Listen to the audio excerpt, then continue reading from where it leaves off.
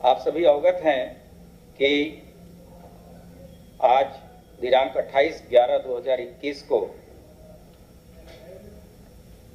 सरकार के द्वारा आयोजित उत्तर प्रदेश शिक्षक पात्रता परीक्षा यूपी टेट 2021 के संबंध में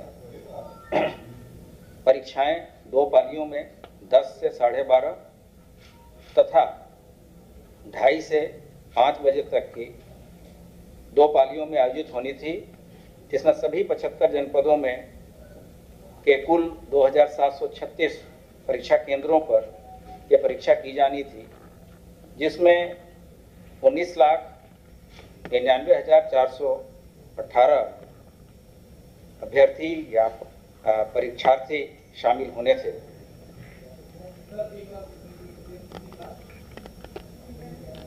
$19,99,418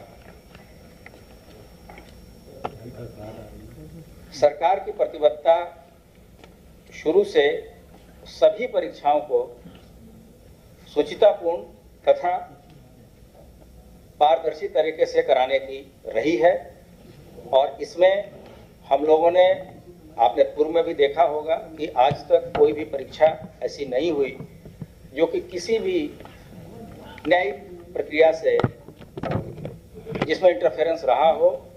और हम लोग इसमें हमारी जो स्पेशल यूनिट्स हैं, विशेषकर एसटीएफ, कामयाब रही है और हम लोग ने पूरी तरीके से सभी परीक्षाओं को नकल विहीन कराने में सफलता प्राप्त की है।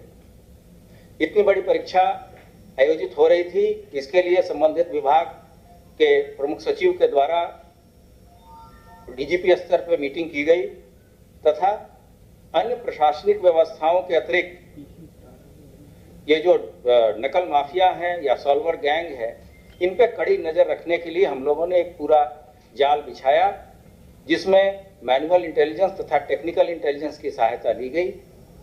और बीती रात हम लोगों ने कुल अभी तक 23 व्यक्तियों को गिरफ्तार किया है विभिन्न उत्तर प्रदेश के विभिन्न शहरों से, जिसमें लखनऊ से 4 लोग पकड़े गए हैं।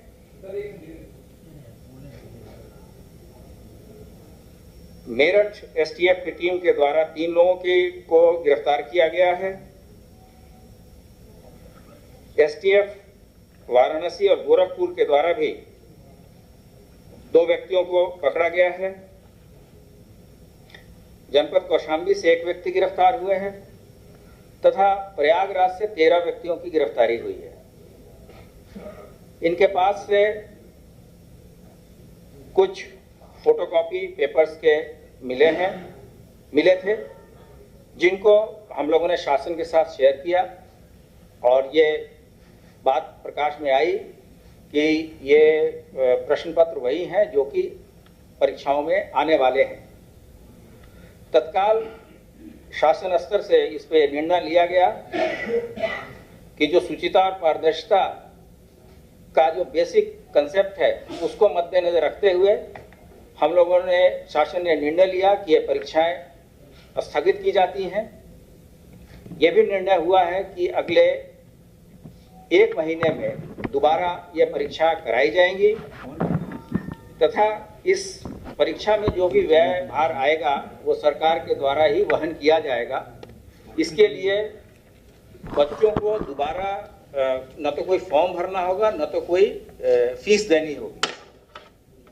इसके अतिरिक्त ये भी डिसाइड किया गया है कि आज जो भी बच्चे परीक्षा के लिए आए हैं, उनको अपने गंतव्य स्थान पर वापस लौटने के लिए उत्तर प्रदेश यूपीएसआरटीसी के बसें में एडमिट कार्ड से ही फ्री जाने की अनुमति दी गई है।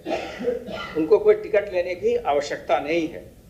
इसके अलावा इस पूरे प्रकरण की जांच एसटीएफ के द्वारा की जाएगी और इसमें जो भी व्यक्ति, जो भी संस्था अगर इन्वॉल्व है, उसमें किसी को बख्शा नहीं जाएगा। ये चीज़ ध्यान देने योग्य है कि जो प्रश्न पत्र हैं जिस पर परीक्षाएं होनी थी अभी तक वो केंद्रों तक नहीं गई थी, उसको आज सुबह जाना था। तो अभी तक की चेन से जहां तक जिस संस्था ने ये परीक्षा जिसको आयोजित करना था उससे लेकर और ट्रेजरी तक जिसका भी इसमें इन्वॉल्वमेंट होगा, उन व्यक्तियों के विरुद्ध कठोर कार्रवाई की जाएगी।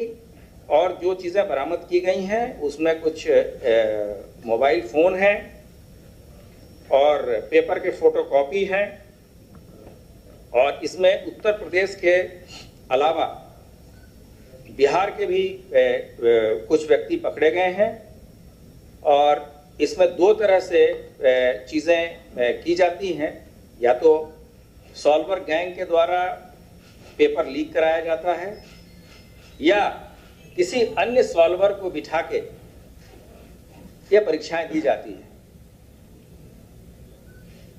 तो जो कठिनाइयां बच्चों को हुई है उसके मद्देनजर सरकार ने ये कदम उठाए हैं। लेकिन जो सबसे बड़ी बात है कि हमारी जो परीक्षाओं को बहुत ही पारदर्शी, शुचितापूर्ण तथा पवित्र तरीके से कराए जाने की जो परंपरा है उसको आगे बढ़ाते हुए ये निर्णय शासन स्तर पर लिया गया है। अब इसमें जो भी आदमी पकड़े गए हैं इसके अतिरिक्त अन्य भी लोगों की गिरफ्तारी हम करेंगे। जो 23 लोग गिरफ्तार हुए हैं उनके बारे में उनका नाम और पते हम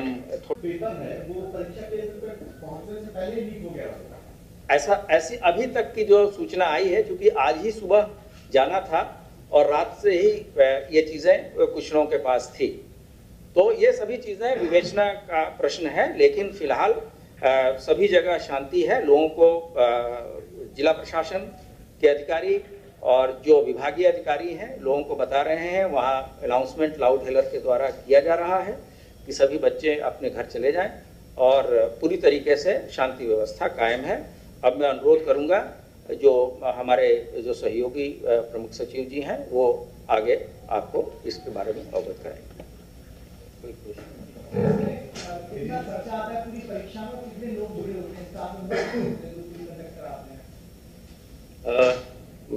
इसमें परीक्षा नियामक प्राधिकारी हैं जो प्रयागराज में बेस्ड है, वो और उनका स्टाफ होता है। कोशिश की जाती है कि कम से कम लोग इसमें जुड़े, और एजेंसी की भी सिक्रेसी रखी जाती है, कौन सी एजेंसी है।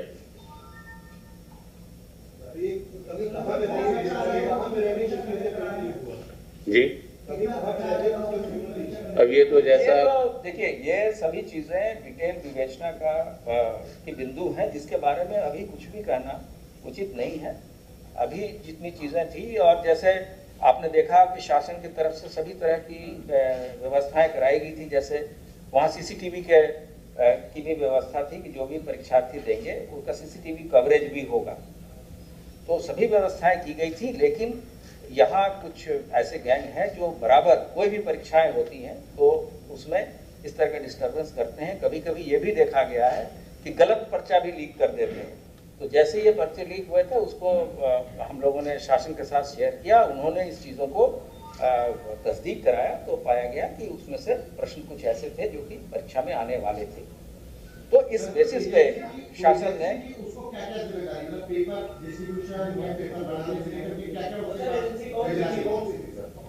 नहीं, एजेंसी तो अभी बताना उचित नहीं होगा।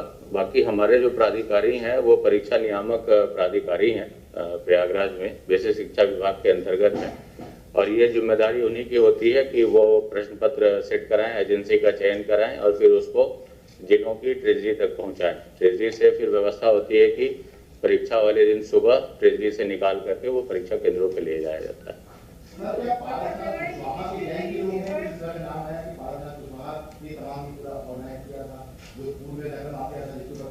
इस पे मैंने आपको बताया कि इसमें कुछ दूसरे प्रदेश के भी लोग आए हैं, और इतनी जल्दी इतनी चीज़ों को बताना संभव नहीं है। फिलहाल जो प्रारंभिक सूचनाएं थी बता दी गई हैं, लेकिन ये मैं आपको आश्वस्त करना चाहूँगा कि इसमें कोई भी व्यक्ति, अगर ऑर्गेनाइजेशन इन्वॉल्व है, मैंने आपको बताया, या कोई व्यक्ति इन्वॉल्व है, सभी पे कठोरतम कार्रवाई की जाएगी।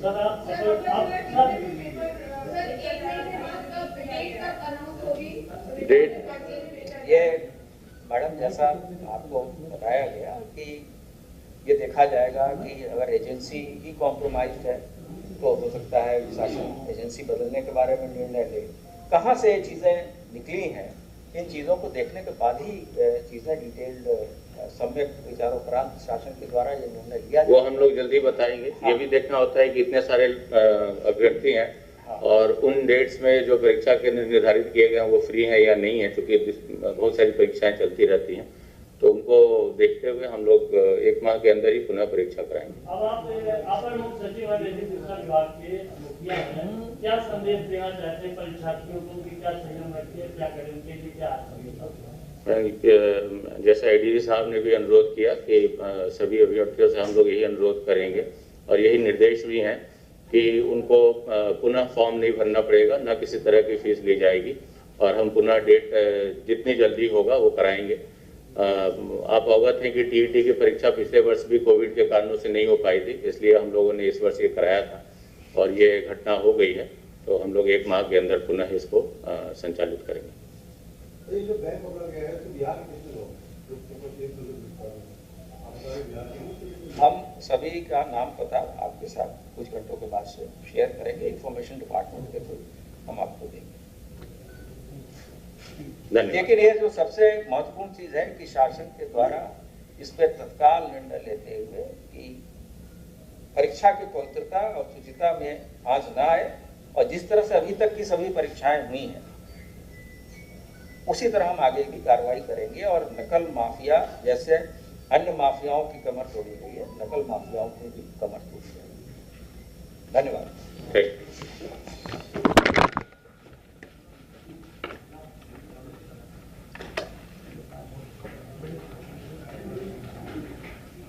नहीं